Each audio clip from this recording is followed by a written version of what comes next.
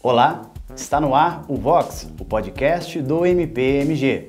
Ninguém nasce odiando outra pessoa por sua cor da pele, sua origem ou sua religião. As pessoas podem aprender a odiar e, se podem aprender a odiar, podem-se ensiná-las a aprender a amar. É com essa frase de Nelson Mandela que iniciamos este episódio, que terá como tema a discriminação nas redes e crimes cibernéticos.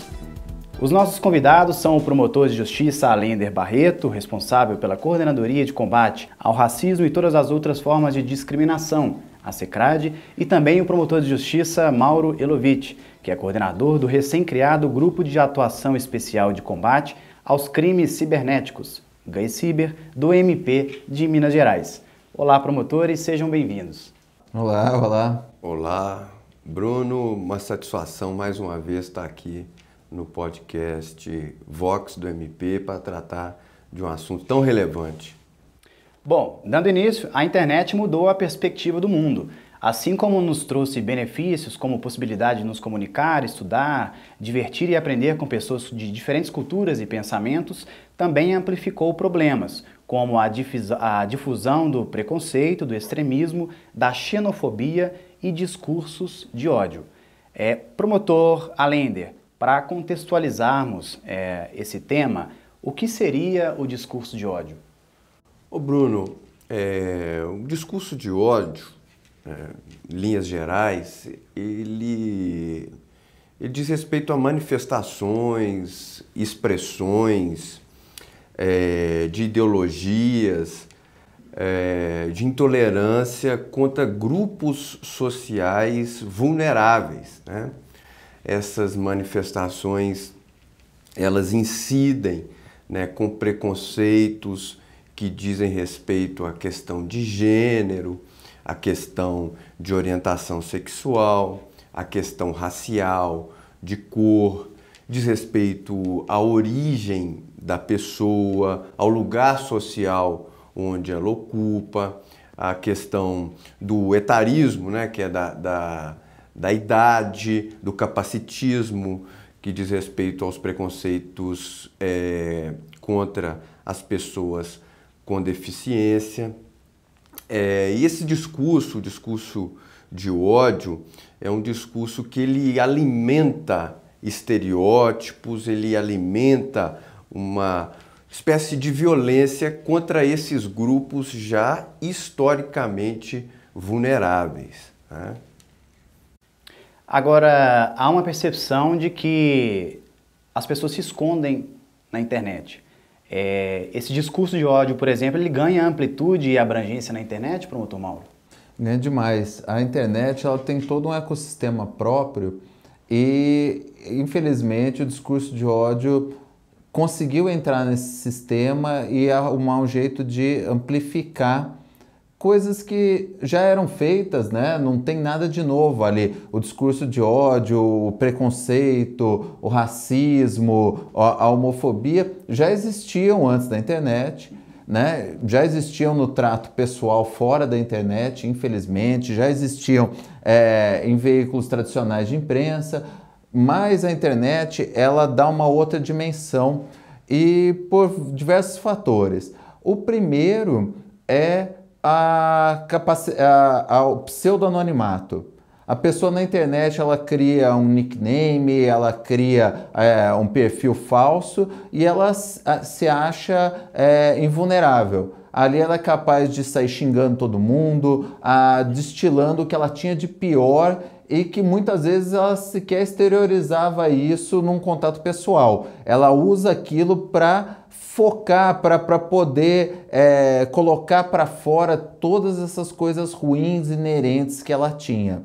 Ou que ela tinha, às vezes ela já até externava, mas ela podia sofrer algum tipo de represália. E na internet ela se vê livre para fazer isso. Muitas pessoas fazem com a própria cara, coloca ali porque acha que como está na internet não vai acontecer nada, não vai gerar nenhum tipo de consequência. Ô Mauro, só para fazer um parênteses aqui, complementar o que você está falando, levantar inclusive a bola aí, uma coisa interessante que o que me parece é que as pessoas têm uma impressão que o mundo virtual está dissociado do mundo real, né? E dá a impressão, né, no imaginário popular, de que a internet e os crimes que ocorrem na internet são um mar de impunidade. E, na verdade, não há essa dissociação entre o virtual e o real. Ela Não vai é ser isso? responsabilizada exatamente da mesma maneira. Então, muitos ali não tomam nem esse cuidado de criar um nickname, que é inócuo também, a gente tem como investigar, mas muitos ali colocam num perfil pessoal, falam coisas horríveis. Você vê assim, as senhorinhas indefesas que você veria na rua, ali xingando e se comportando assim de uma maneira lamentável. E aí tem outros dois fatores também que agregam, né, além desse pseudo-anonimato e desse distanciamento da vítima que a internet proporciona, é a questão do engajamento. Ou o engajamento, ou seja, quando as pessoas curtem, compartilham, replicam alguma determinada postagem, a pessoa lá que está colocando aquela postagem discriminatória ou algum discurso de ódio, está vendo aquilo como uma validação daquele discurso. Você fala, olha, as pessoas estão gostando, então vou fazer mais, eu vou elevar o nível, eu vou aumentar o nível de agressão. Tem gente que pensa como eu, a pessoa pensa isso.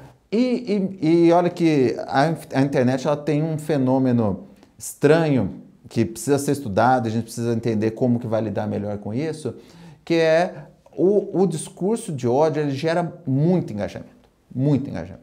Mais do que, às vezes, um discurso, mais até do que notícias relevantes ou de que coisas positivas para a pessoa. Por quê?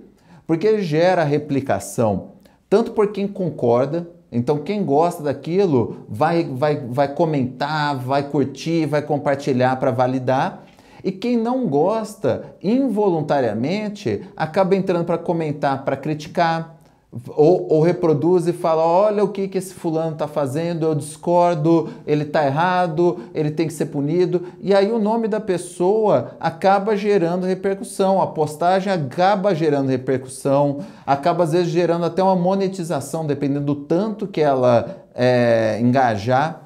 Então, às vezes até involuntariamente, a pessoa que é contrária ao discurso de ódio acaba dando palco para garantir esse engajamento, garantir essa monetização, que é justamente o que boa parte das pessoas que fazem esse discurso quer. Então, é um ecossistema diferente, a gente precisa entender ele melhor para poder lidar melhor com o discurso de ódio. Tem consultores de internet, por exemplo, que falam para essas pessoas que têm muitos seguidores no Instagram para se envolverem em polêmica. Justamente. Então, uma motivação. Isso é muito interessante, né? Porque quanto mais tempo a polêmica render, né, para a plataforma digital, isso é muito interessante porque ele apresenta esse número para anunciantes, né? Então vira um negócio ali até muito lucrativo, né, digamos assim. E outra, o próprio algoritmo da rede social fomenta essa polarização, fomenta o engajamento do discurso de ódio. Porque a gente não vê no nosso feed tudo que nossos seguidores, tudo que as pessoas que a gente segue postam, não vê em ordem cronológica, a gente quer ver o que o algoritmo da rede social quer que a gente veja. Então ele pode dar um alcance maior ou menor para determinada postagem e ele pode direcionar o seu perfil para coisas que ele acha que você se interessou. Então, às vezes, a pessoa começa a acessar alguma coisa de preconceito, alguma coisa discriminatória e o próprio algoritmo da rede social vai direcionando ele para outros perfis discriminatórios, para outros perfis racistas e aquilo vai gerando uma bolha e um ódio de quem pensa diferente, porque você não vê a contraposição do seu feed. Você vai ver no seu feed a validação do seu pensamento e a hostilização de quem pensa diferente de você. Agora, tem um fato que acontece muito dentro do discurso de ódio, eu queria que vocês comentassem um pouquinho, é sobre a descontextualização dos fatos. Porque, não sei se vocês já repararam, pega-se um pedaço, um fragmento e fala-se em cima daquilo. Então a pessoa destila o seu ódio em cima de um pedaço de frase que foi dito ou foi gravado. O que o cidadão precisa fazer? Checar achou polêmica uma frase, achou uma fala exacerbada, essa pessoa, nós como cidadãos, o necessário é a gente ir lá na fonte, ver se é isso mesmo que a pessoa falou? Eu acho muito importante, Bruno, e o papel da imprensa, ele é fundamental nisso, né? Da imprensa séria, né? Da imprensa com credibilidade, dos órgãos oficiais de imprensa, são uns canais, são fontes importantes para que essas pessoas, né, que suspeitem, né, de eventual fraude na informação, né, elas possam se orientar. E vai formando, né?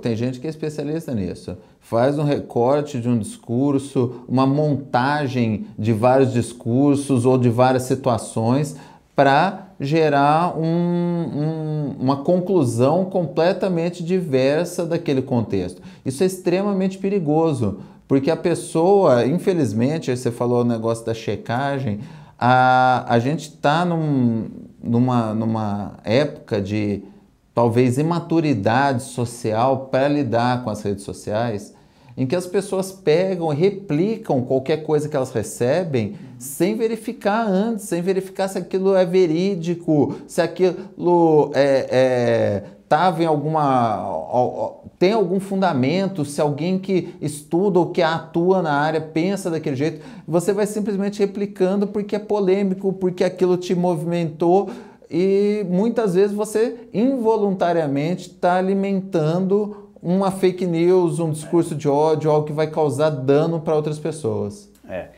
O Vinícius Gabriel, ele mandou uma pergunta para a gente através do nosso Instagram e eu vou compartilhar com vocês, gostaria que vocês fizessem essa reflexão, que é quando a liberdade de expressão vira discurso de ódio. A questão é uma questão que está na crista da onda aí do debate público, né? Liberdade de expressão versus discurso de ódio. O Bruno, o Mauro, o que eu acho importante deixar assim bem evidenciado aqui é que a liberdade de expressão é uma garantia fundamental, né? É uma liberdade individual garantida pela Constituição. O MP deve garantir esse direito. O problema é que esse direito ele pode ser deturpado, né? Esse direito ele pode ser utilizado de uma forma abusiva, né? Para violentar a dignidade das pessoas. A liberdade de expressão ela pode ser usada para cometimento de crime, né? Então, a liberdade de expressão é uma garantia constitucional desde que ela não sirva para o cometimento de crime. E eu costumo dar um exemplo aí, uma metáfora, né? Da utilização de uma faca, né? Que é um objeto caseiro, doméstico, né? De uso corriqueiro, lícito, né? Legal, né? Que todos usam. Porém, a faca ela pode ser utilizada para matar pessoas. Então, ela deixa, né, de ser um instrumento lícito para ser um instrumento ilícito, né? Enfim, é a mesma situação, né?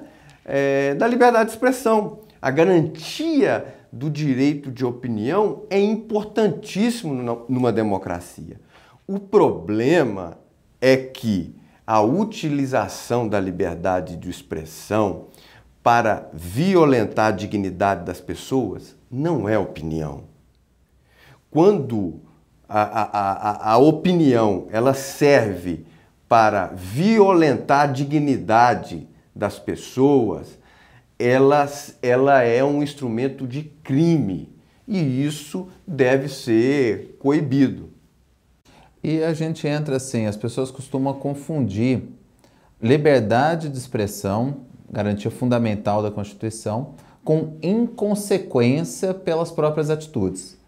Então, nós não temos aqui no Brasil um censor, alguém que fica olhando, por exemplo, a nossa pauta do podcast hoje e fala, olha, vocês não podem comentar tal assunto porque é ruim para o governo ou ruim para o nosso pensamento. Não tem nada disso, nós não estamos na China, né? Nós não estamos no Brasil na época da ditadura. Mas isso significa que nós temos sim uma liberdade de expressão. A gente pode vir aqui falar sobre qualquer assunto, sobre o que quiser. Agora, isso não significa inconsequência no nosso discurso. Se eu vier aqui e com uma pauta liberada, podendo falar sobre qualquer assunto com vocês, e eu escolher gastar o meu tempo, a minha fala, o meu direito de me expressar para ofender o Allender e eu começar a xingá-lo, começar a depreciá-lo, começar a humilhá-lo, vai ter consequências para mim. Eu vou ser responsabilizado civilmente, talvez criminalmente, dependendo do contexto, e isso não significa que eu tive o direito constitucional à liberdade de expressão tolhido. Significa que eu sou um adulto e que eu tenho que lidar com as consequências do que eu faço, com os danos que eu causo a outrem ou à sociedade como um todo, né? Quando a gente é preconceituoso com um número determinado de pessoas, ou quando nós usamos a nossa liberdade de expressão, por exemplo, para tentar contra a democracia.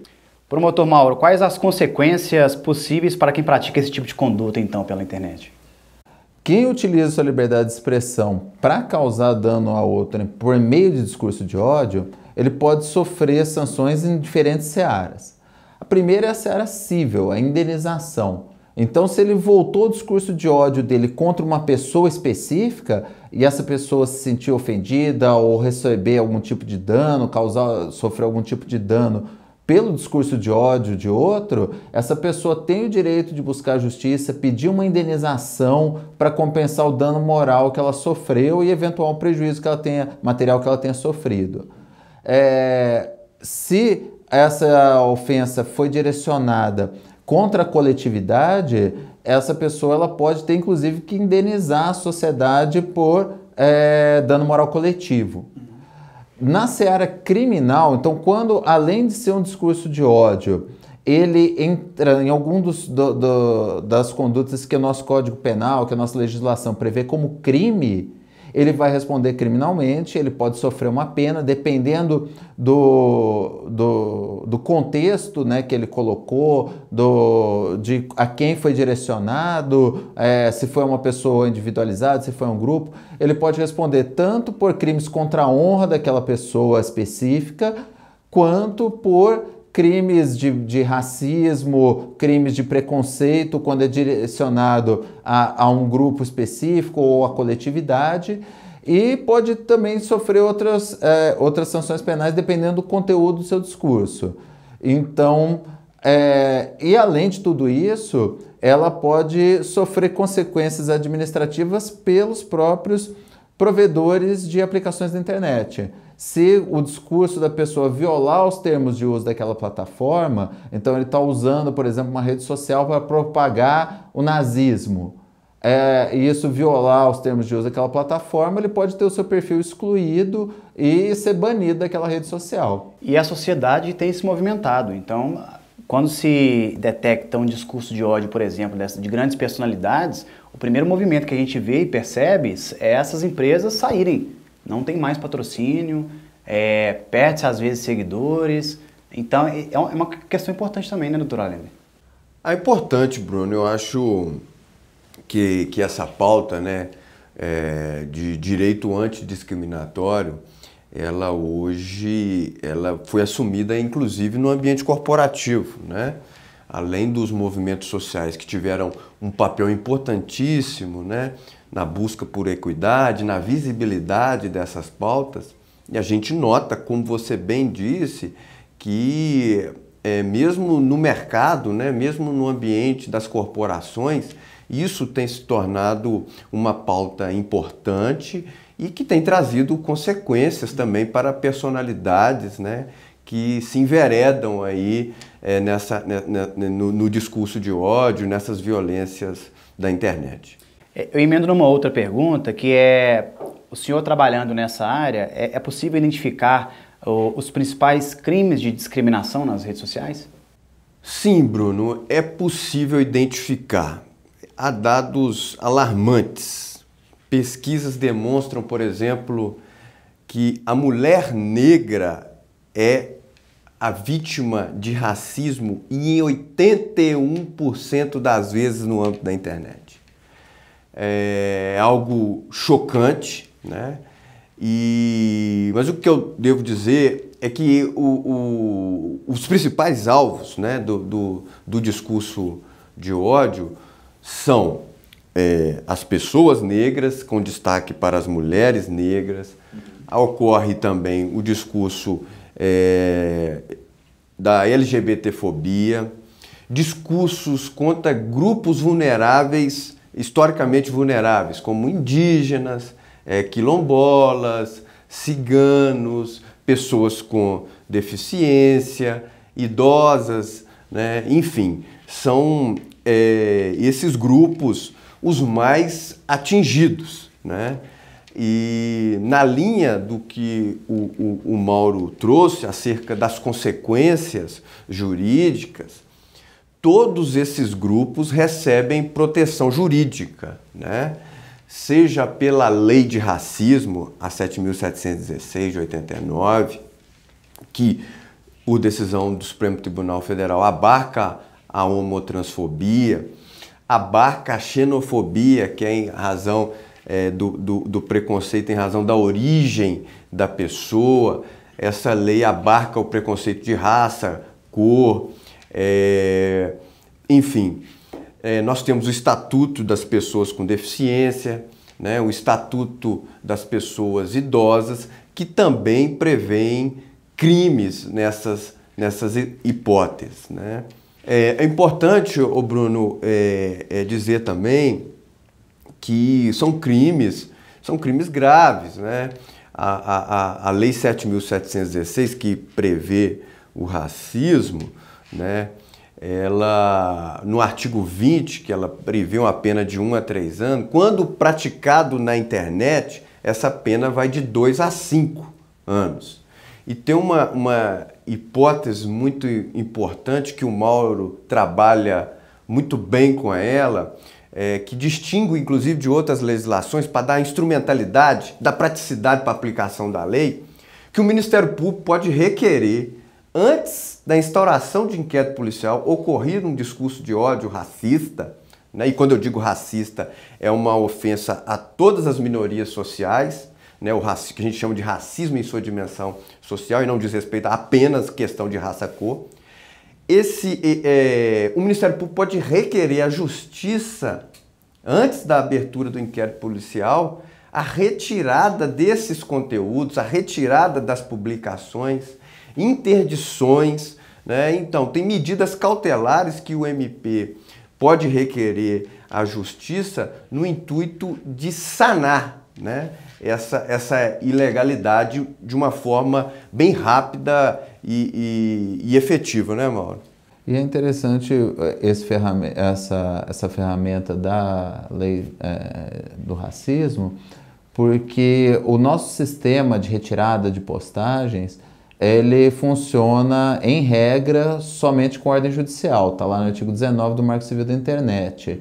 Então, para serem retiradas as postagens, existe a necessidade de uma ordem judicial, existe a necessidade de todo um trâmite para isso, uma instrução.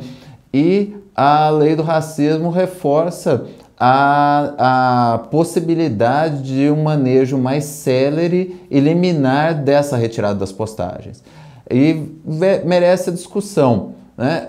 As plataformas precisavam ter um filtro melhor para postagens evidentemente discriminatórias. Eu não estou falando aqui de censura prévia, eu sou completamente contrário às redes sociais fazerem filtro de discurso, porque é complicado, né? Você vai deixar uma entidade particular decidir o que pode e o que não pode ser falado, mas ter pelo menos mecanismos mais ágeis para a retirada de conteúdos notoriamente criminosos deveria existir. Talvez por requisição direta do Ministério Público ou da autoridade policial, talvez por algum outro mecanismo mais célere que eles consigam validar com o Poder Judiciário. Isso precisa ser discutido amplamente. Mas o fato é que hoje o mecanismo que existe para retirar das postagens, ele não alcança a velocidade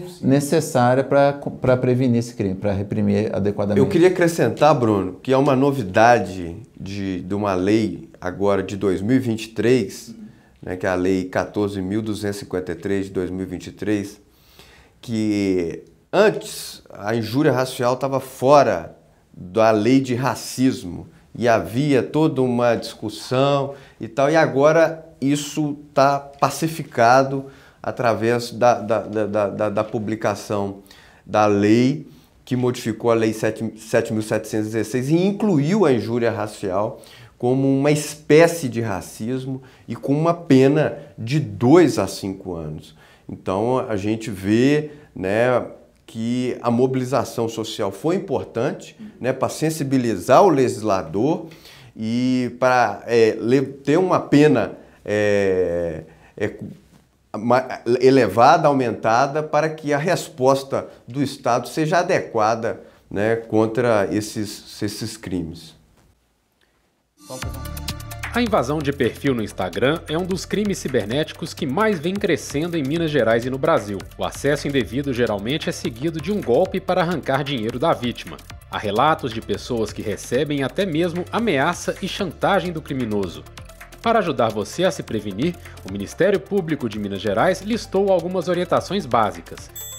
Veja como se proteger. Não clique em link de oferta, prêmio ou cadastro, recebido por direct do Instagram, WhatsApp, SMS ou por e-mail, pois ele pode conter um programa que irá copiar dados e senhas de quem clicou.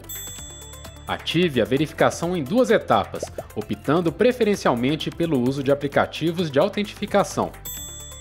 Não deixe o número de telefone vinculado ao Instagram, deixe o e-mail ou data de aniversário nas informações de cadastro. Desconfie de oferta extremamente atrativa, especialmente se feita em perfil que não costumava vender nada antes. Não faça pagamento do produto ofertado mediante depósito ou Pix para terceiros. Alerte parentes e familiares, especialmente os mais idosos, sobre esse tipo de crime. Ministério Público de Minas Gerais, em todo lugar ao seu lado. Siga a gente nas redes sociais, procure por MPMG Oficial.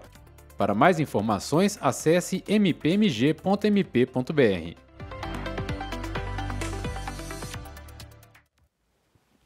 Estamos de volta com o Vox, o podcast do MPMG. Discriminação nas redes e crimes cibernéticos é o tema deste bate-papo.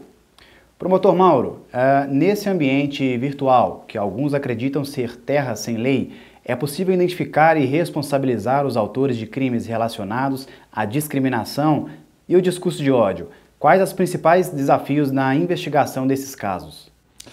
Isso é muito bom para a gente esclarecer para a população.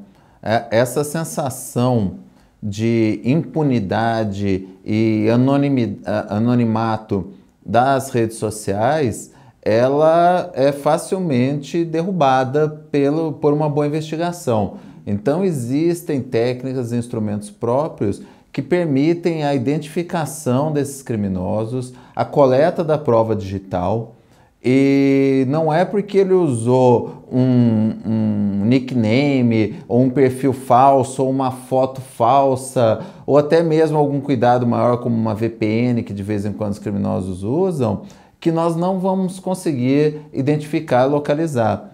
Existem tanto ferramentas no Marco Civil da Internet que autorizam, muitas vezes mediante, né, ordem judicial, o acesso a dados de conteúdo, a dados de acesso a essas aplicações, a essas redes sociais, quanto softwares de investigações e análise de vínculos que nos permitem, através dos dados coletados na internet, chegar à identificação desses criminosos. As principais dificuldades que a gente encontra nisso às vezes, alguma morosidade no cumprimento das ordens judiciais por parte dos provedores de aplicação. Algumas têm uns entendimentos jurídicos diferentes sobre quais dados eles têm que fornecer, o tempo em que tem que fornecer. Então, isso realmente merecia uma regulamentação melhor para tornar isso mais ágil, porque a investigação cibernética ela tem que ser rápida, os prazos do Marco Civil da Internet são curtos. Outro desafio é esse, devido ao prazo muito curto de armazenamento dos dados. Muitas vezes, quando a gente chega próximo a uma investigação, os dados da conexão já se perderam no provedor, então a gente precisaria repensar isso. E uma dificuldade muito grande é que esses crimes estão proliferando a uma velocidade espantosa e nós não temos gente suficiente, software suficiente enquanto Estado brasileiro para dar conta dessa demanda. Então o Estado brasileiro precisa investir em capacitação de agentes para fazer investigação cibernética e em equipamentos para garantir que essa investigação seja desenvolvida num prazo razoável. A gente está falando sobre processo de investigação e daqui a pouquinho eu vou fazer uma pergunta da Marcela em relação a prints, se seria uma prova. Mas eu quero perguntar antes, se uma pessoa ela é vítima de discurso de ódio, promotor Allender, como ela deve proceder? Ô Bruno, a primeira coisa é procurar a delegacia de polícia da sua cidade, né? Fazer um REDS, né? Um boletim de ocorrência. Pode comunicar à promotoria de justiça também para acompanhar o inquérito policial ou, eventualmente, em casos específicos, o Ministério Público atuar diretamente na investigação. Agora, é interessante, é muito importante, né, que a pessoa vítima do discurso de ódio, ela seja ágil no print, né? Mas a forma do print e esses detalhes eu vou deixar para o Mauro falar. Isso é muito importante. Deixa eu só emendar, doutor Mauro, que é a pergunta justamente da Marcela. A Marcela pergunta para a gente, os prints das postagens servem como materialidade em processo sobre discriminação nas redes? Servem sim. O print ele é tratado como qualquer prova documental. Se eu chegar com uma foto, com um documento, com um contrato, ele é tratado, né, no âmbito das provas como uma prova documental. O print ele vai funcionar, no caso, como uma prova documental e o juiz vai valorar se aquele print é confiável ou não e se ele é apto ou não para provar determinado fato. Porque, como toda prova documental, ele é passível de adulteração, é passível de qualquer tipo de manipulação. Então, o que é importante que a vítima faça, até dentro desse contexto que o doutor Ana falou? Ela tire o print aparecendo, de maneira que apareça no print a URL, né, o endereço eletrônico daquela postagem, para que possa ser investigado, ser feito o pedido de quebra de sigilo de dados daquela postagem. Então precisa identificar qual que é a postagem. Não adianta só pegar o conteúdo. Se você tirar uma fotinho só do conteúdo, a gente não tem como saber se ela efetivamente foi postada, onde ela foi postada, por quem ela foi postada. Então é preciso que apareça a URL. Quando ela se dá Mauro, desculpa interromper, mas eu acho interessante você dizer para o telespectador o que é o URL. Isso, o URL é o endereço eletrônico, é aquilo que aparece lá em cima no navegador quando você clica em determinada página. Então é importante que o print apareça o endereço eletrônico daquela postagem específica, né? Não adianta ser só do perfil, mas o da postagem específica. Cada postagem, cada conteúdo da internet tem um endereço próprio. Se o discurso de ódio foi por meio de outro aplicativo, por exemplo, um aplicativo de comunicação, WhatsApp, Telegram, fazer a captura aparecendo o número do terminal, do telefone que fez aquela postagem, a data e a hora, porque esses dados é que vão ser investigados. É importante que ela mantenha essas postagens, que ela não delete essas coisas do computador dela, porque muitas vezes a vítima fica com raiva, com vergonha e vai lá e deleta e apaga. E ao apagar isso, ela está prejudicando uma coleta de provas. Ela é importante, voltando para a questão do print. Então, quanto mais completo o print, melhor vai ser valorado. O ideal é que essa coleta do print seja feita, né, se possível depois, seja validada posteriormente, perante uma autoridade de investigação. Então, ela ir no Ministério Público ou numa delegacia de polícia e lá eles façam a captura do print com procedimentos técnicos que vão ajudar o juiz a valorar. Então, uma coisa é o print que a vítima trouxe. Outra é um print que foi certificado por um oficial de promotoria de que efetivamente estava no ar naquela data, naquele horário, que o conteúdo seja certificado por um programa de certificação que vai garantir que não mudou nem um pixel nele em relação ao que foi capturado. Então, o print vale sim, mas quanto mais completo e mais técnico for a coleta, melhor ele vai valer. Para finalizar, promotores, a gente recebeu também a pergunta do Jouber Rocha. Um abraço, Jouber. Que pergunta como funciona a censura nas redes sociais e como alguém decide o bloqueio de perfis em redes sociais. Ô Bruno, é muito importante essa pergunta, né? Porque é algo aí também que a gente tem visto, né? Essa fala, né? Do sentido de censura nas redes sociais. E não há censura nas redes sociais, né? A censura é um procedimento autoritário de regimes ditatoriais, né, que visam filtrar previamente, né, a opinião, a manifestação, enfim.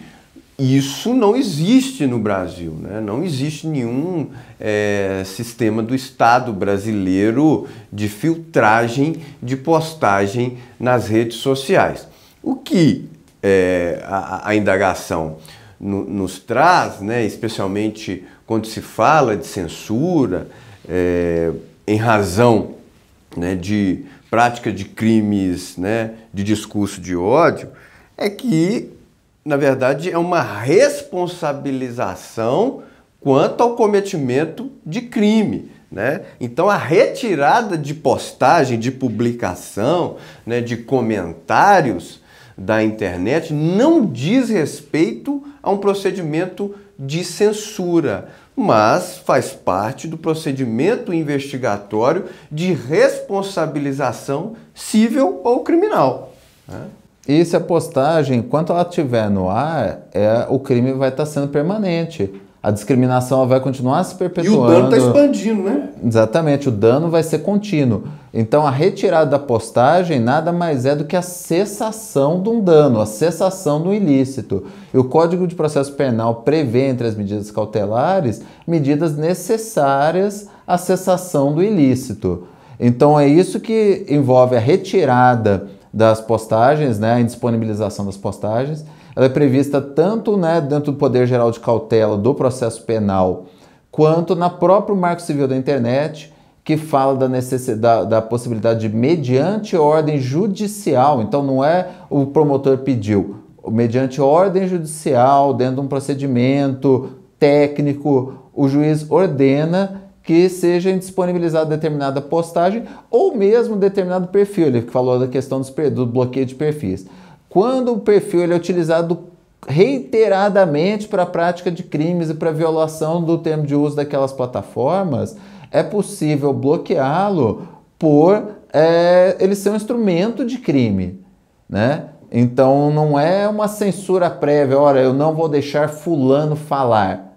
Ele pode falar, o que ele não pode é continuar cometendo crimes sem nenhum tipo de responsabilização. Normalmente é uma publicação muito específica, né? Não é o conteúdo como um todo, que sai do ar e etc. Mas é interessante isso, se quiser aproveitar, porque o que o Mauro está falando é o seguinte, isso faz parte do que a gente chama juridicamente de poder geral de cautela, mas que no processo penal aplica-se uma cautelar menos invasiva. Por exemplo, a retirada da publicação da internet. Mas o investigado ele continua cometendo crime. A cautelar ela passa a ser mais invasiva para ela ser eficiente, né? Então retira-se, às vezes, né, excepcionalmente, o perfil do ar. Portanto, não há censura nisso, né? Perfeito. Promotores, eu queria agradecer a disponibilidade de ambos. Obrigado e até a próxima participação. Muito obrigado, foi um prazer estar mais uma vez aqui no Vox e é ótimo a gente sempre estar trocando essa ideia e ajudando, né, a população a discutir essas questões tão relevantes.